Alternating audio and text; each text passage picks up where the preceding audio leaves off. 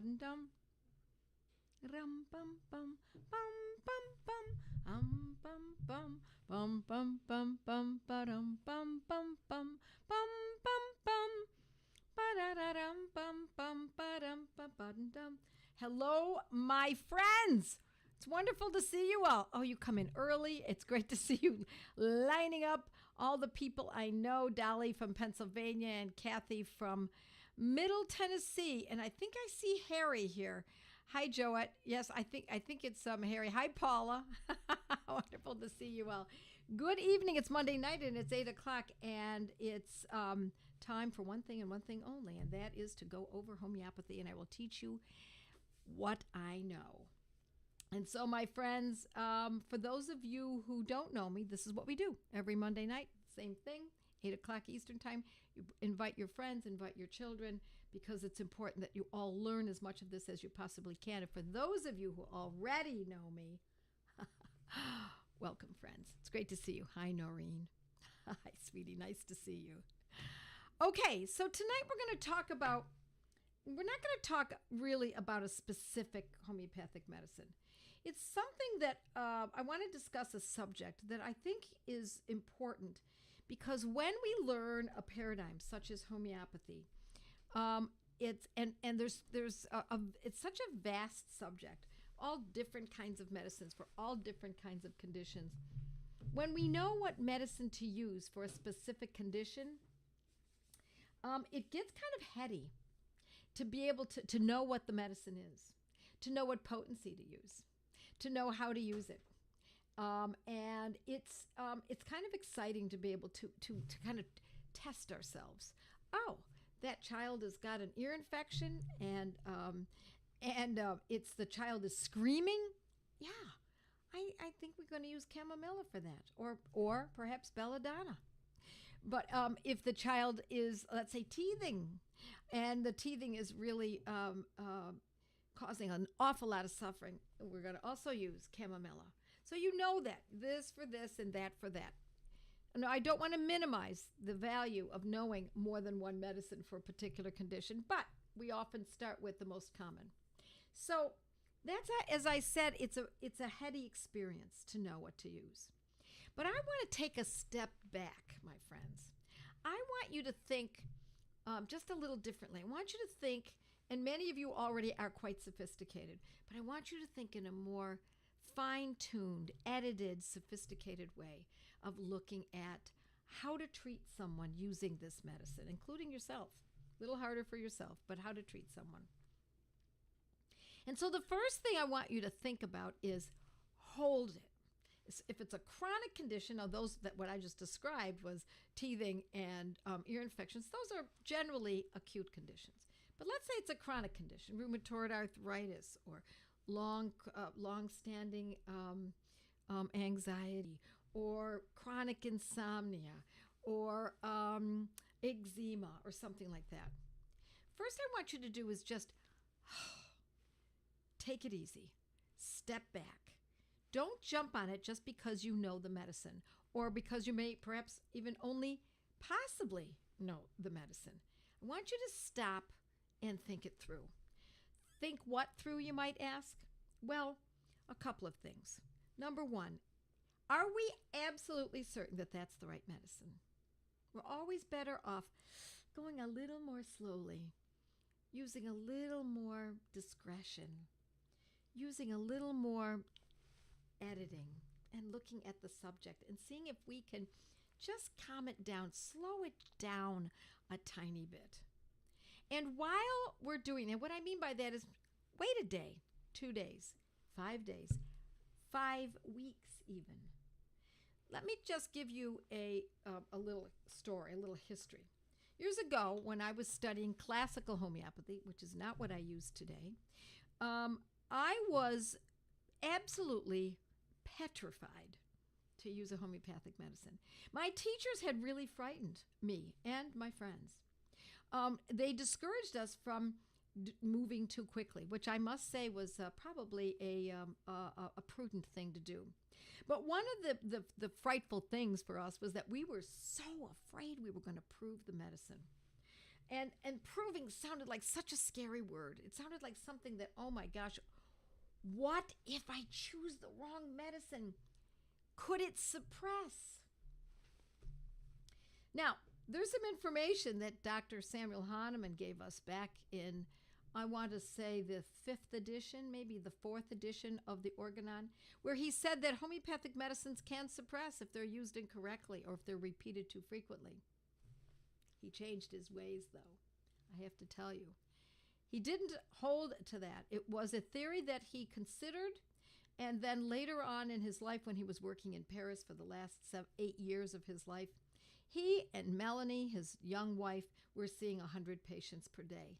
And in doing so, they were treating conditions, not the whole person, but conditions. And they were repeating the medicines frequently, once a day, twice a day. Yes, ma'am. Yes, sir. And they were also mixing some of the medicines. And when they didn't mix them, they also often had 2 or 3 medicines in the same schedule. That's where practical homeopathy comes in.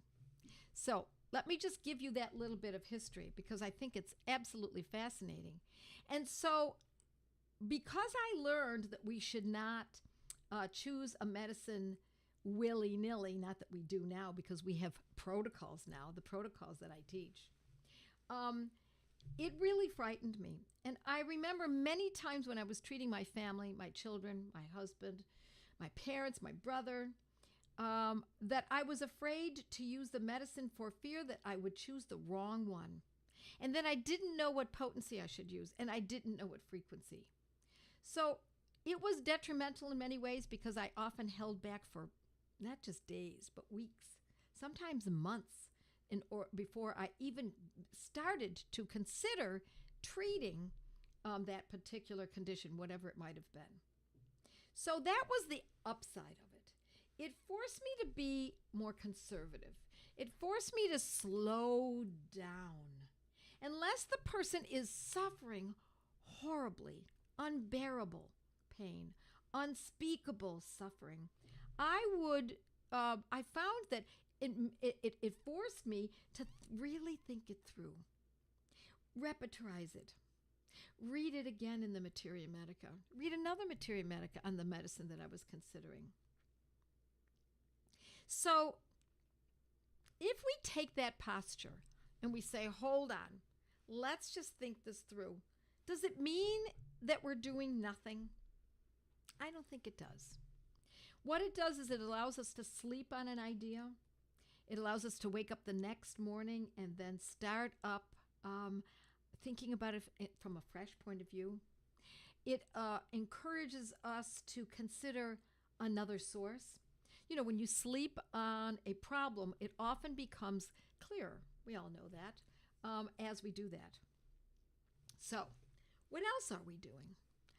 I want you to think about these basic ideas. I tell my clients on a regular basis, and I take my own, pretty much take my own advice. Consider the possibility that the person is simply taking too much other stuff. Supplements, vitamins, synthetic vitamins. Now, what do I mean by supplements? I don't mean food. I don't mean cod liver oil. That's not. Is it a supplement? It's a food. I mean taking something that is manufactured. And we always think in terms of manufactured products as, slow down, let's take a look at that, and let's find out if there's a possibility that that indeed could be the cause of the condition the person is suffering.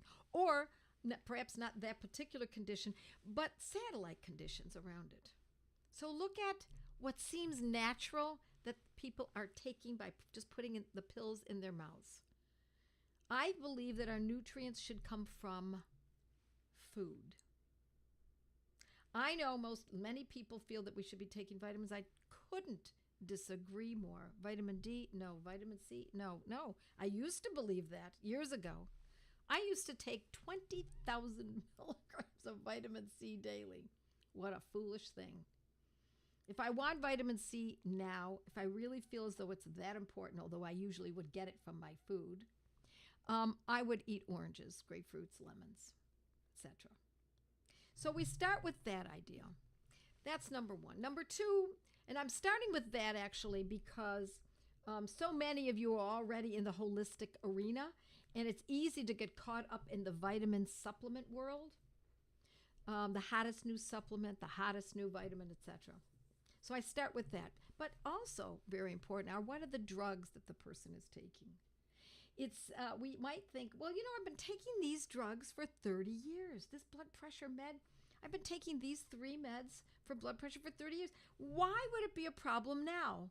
Well, because maybe the body said, I've had it. As my mother used to say, basta, enough. That's enough. The body can only take so much of certain products, synthetic drugs of commerce. Now, I'm not telling you that the person should abort ship and stop taking blood pressure meds because there's often a boomerang effect and it could be dangerous. So I'm not saying that. But we do want to look up that drug name and see if it corresponds with the suffering that the person's experiencing now. Don't go through all the side effects of the drug. You'll be there all day. That's how many side effects there are with these drugs. Instead, you look up, let's say, insomnia caused by metropolol, for example. Okay? Does metropolol cause insomnia? So that's a way to consider it. Whether or not the etiology or the exacerbation of the condition is as a result of taking something synthetic into the body on a day-to-day basis. Birth control pills, anxiety drugs, there are so many meds that we often don't even take into account because we've been taking them for so long. Okay, third thing. As we age, and I have to remind myself of this all the time, as we age, we need more water. And I am not a proponent of someone carrying a bottle of water and sipping all day. Sip, sip, sip, sip, sip all day long.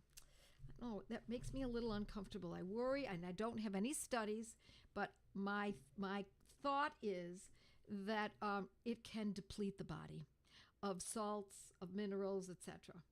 Instead, one of two things. Either drink about 4 ounces of water that is salted, like with Celtic salt. Salted water. How much salt? Salt to taste. Find the level of salt that you're comfortable drinking. 4 ounces, 3 to 4 ounces every hour, but for sleeping hours, of course. And try that before you begin even assessing the case homeopathically. Now, I have a story I've told many times. I hope I haven't told it to you folks, but I know I've told it to many of my students in the academy and elsewhere. Years ago, when my second child was born and I was nursing him, which was about 33 years ago, my back started to seize up. I had pain in my lower back. And I went to my favorite chiropractor, and by the way, not a bad person to have on your team, to have a good chiropractor. And he adjusted me, and I felt a little better. And then I needed to go back a few days later, and I felt a little better again. And then I went back again. And this went on for weeks until one day I got a newsletter in the mail. And what's interesting is that in those days, there was no internet. So I actually got a newsletter that was a health newsletter. And the opening article was on back pain and how the cause of most back pain, I mean, barring the fact that somebody had an injury, but even then it can be considered, was dehydration. Dehydration, not enough water. Now, I was nursing my son, and the moment I read that statement, I said, my gosh, I know that that's what's happened. I'm not drinking enough water. I am nursing a baby throughout the day, and I'm not drinking enough water. So I started to drink water, a good amount, even when I thought I wasn't hungry or thirsty, and lo and behold, the back pain went away forever. Now, I notice that if I don't drink water, I get joint pain, muscular pains, all kinds of pains, all over, many parts of my body. My knees get sore as I go down the stairs. My shoulder is sore when I sleep on it, etc., etc. So I'm going to urge you to strongly consider, or at least look at the possibility that you, if you're suffering, or whoever it is that you're working with, is not perhaps drinking enough water. And it's more so as we age. The elderly need more water. I'm not sure I know exactly why. Perhaps they perspire differently. I don't know. And another way to look at it is, instead of 3 to 4 ounces of salted water every hour, think of it this way. Every time urination is lost, whatever that amount was after going into the bathroom, you drink that, double that amount that was lost approximately, and drink that right away with Celtic salt or another good quality salt. So, water. Okay, what's another thing, something else that we want to consider? Another issue that's important before we even begin, perhaps, using homeopathy for a chronic condition. How about sunshine? How about getting lots of sunshine? We live in a world in which we're inside a great deal. Without sunscreen, get out into the sun, open your mail in the sun, and then associated with sunshine is walking, movement, moving. These kinds of simple activities that we so easily forget about. We all know about it. I know you know all of this, but we all forget about it. It is important that we bring these things back into the fold, right? Back into our world. Now, I'm going to tell you that tonight I'm going to go over to my mighties again, and I'll answer questions specifically. But before I do that, I want to answer a couple questions here. What about vitamin D for those of us who can't get it from the sun most of the year? Eat foods high in vitamin D then. What's a food that's high in vitamin D? Lard, tallow. Yes, cook with that. Butter. I would not take a synthetic vitamin such as vitamin D. I wouldn't touch it. What do you think about hydrogen water? Well, I don't know an awful lot about it, but I must say it's intriguing. So I would consider that as a possibility. And then replying, cod liver oil has the best vitamin D. And yes, it does. Cod liver oil is another good choice. Not fermented. I'm afraid I am not a proponent of fermented cod liver oil, but I do like cod liver oil. But only in areas of the world where people are not getting any sun.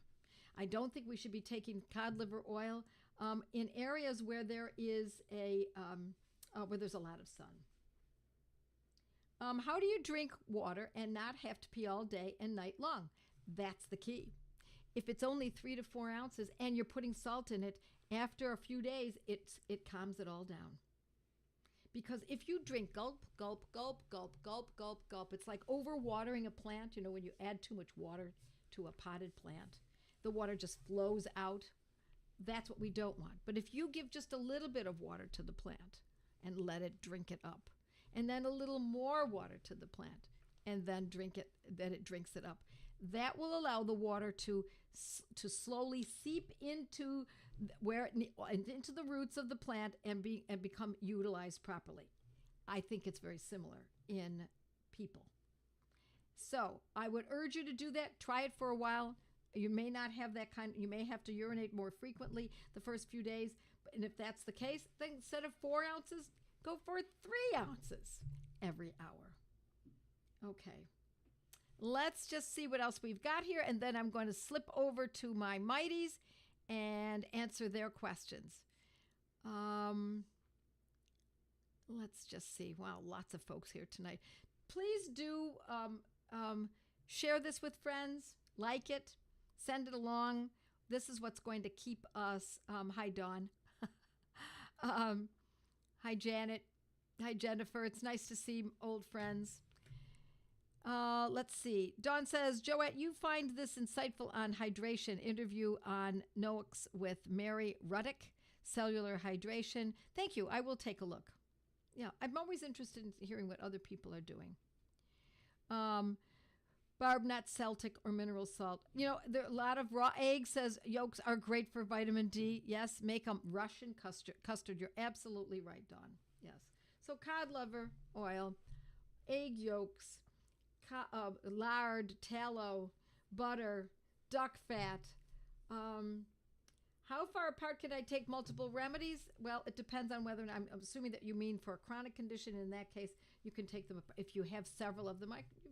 5 minutes apart it does usually works. Yes, fantastic resource, says Sandra. You're absolutely right. Your body's many cries for water by Dr. I always pronounce it Dr. Batman-Gellin, but I know I'm mispronouncing, so she's writing it out. Helgage, I think. I read that book years ago when he first put it out, and I've been a proponent ever since. All right, let's see. Where do we buy the remedies recommended in the Banerjee protocols? There are many not carried by Hahnemann, where I order most of my remedies. Helios carries them. OHM Pharma carries them specifically. But in order to order from OHM in Texas, you have to either be a student or a client of mine. Alrighty, I think we're good.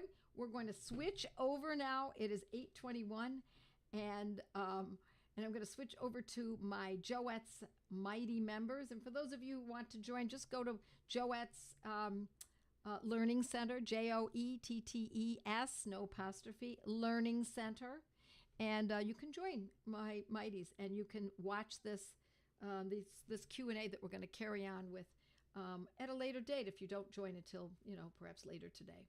So, all right, my friends, there we go. So just hold on for Mighties, and you're going to switch it over. Aren't you, Perry? Okay, good. He's doing it right now. Just let me know when we're all ready. Yeah. Okay. So